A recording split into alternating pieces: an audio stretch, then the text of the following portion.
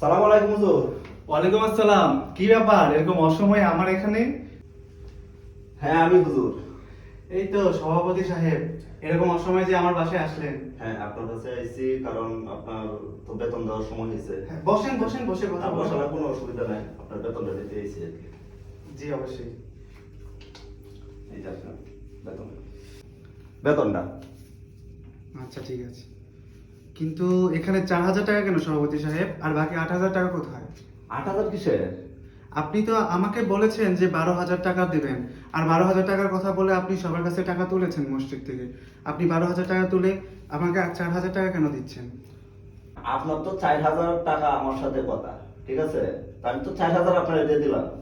ঠিক আছে, আমার বেতন না হয় 4,000, কিন্তু আপনি তো মসজিদ থেকে আমার কথা বলে 12,000 টাকা তুলেছেন। সেই 12,000 টাকা থেকে 8,000 টাকা আপনি কেন মেরে দিয়ে আমাকে 4,000 টাকা দিলেন? ওইটা তো আমার অন্য খাতে খরচ করা লাগে। দেখুন, আপনি আমার কথা বলে আপনি টাকাটা তুলেছেন, ওই টাকার হক আমার। আপনি কেন ওই টাকাটা মেরে দিলেন আপনি বলুন তো? দেখেন, 4,000 টাকা দিচ্ছেন ঠিক আছে, কিন্তু এই 4,000 টাকা থেকে আমার সংসার চলবে? আমারও তো পরিবার আছে, আমার বাবা মা আছে, আমার বাবা অসুস্থ, তার চিকিৎসার জন্য টাকার প্রয়োজন। কিন্তু আপনি এই 4,000 টাকা দিচ্ছেন, 4,000 টাকা দিয়ে আমি করবো কি? এই যে আমার পোশাক, এটা বানাতে আমার 3,000 4,000 টাকা চলে যায়। আর কি আপনি এটা কি বলেন? আপনি তো দেখা যায় আমরা চেয়েও ভিআইপি হয়ে গেছেন, তাই না? আপনার এই পোশাক বানাইতে গিয়া 4,000 টাকা খরচ হয়ে যায়। আমরা কি পোশাক বানাই না? হ্যাঁ, আপনি কাপড় চোপড় পরেন, এই যে জিন্স প্যান্ট আর গেঞ্জি, এগুলো কি আপনার পোশাক? আপনি একটা মসজিদের সভাপতি, আপনার পোশাক হবে পাঞ্জাবি পায়জামা। আপনি কেন এই ধরনের আধুনিক পোশাক পরবেন? আপনি 5 ওয়াক্ত নামাজ পড়বেন, তা না করে আপনি আমার মতো একজন ইমামের টাকা মেরে দিচ্ছেন। এইভাবে তো আল্লাহ আপনাকে ক্ষমা করবে না। মুখ সামলায় কথা বলুন হুজুর। আপনি কার সামনে দাঁড়িয়ে কি বলতেছেন? আপনার কি একটু মানবতা জ্ঞান নাই? আমি একজন মসজিদের সভাপতি, মসজিদের সভাপতির সামনে কিভাবে কথা বলতে হয় সেই আদব কায়দা কি আপনার নাই?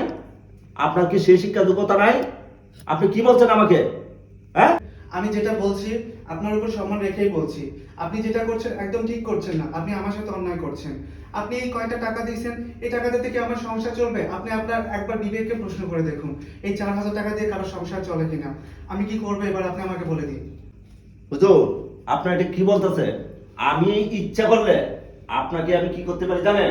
আমি এই মসজিদের সভাপতি, সারা এলাকার মহল্লা আমাকে সভাপতি বানিয়েছে। আমার যদি পাওয়ার না থাকতো তাহলে আর বানাইছে না। আমি ইচ্ছা করলে এই মুহূর্তে আপনাকে বের করে দিতে পারি, জানেন? হ্যাঁ, আপনার ক্ষমতা আছে আমাকে বের করে দেওয়া, কিন্তু তাই বলে আপনি তো আমার আমার পেটে লাথি মারতে পারেন না। এই টাকা দিয়ে কি আমার সংসার চলবে? আপনি একবার ভেবে দেখুন। ইচ্ছা করলে, আর ইচ্ছে কি করব? আপনাকে এখন আমি বের করে দেবো, মেনো। আরে আরে ভাই, কি ব্যাপার, কি করতেছো? হ্যাঁ, তুই আবার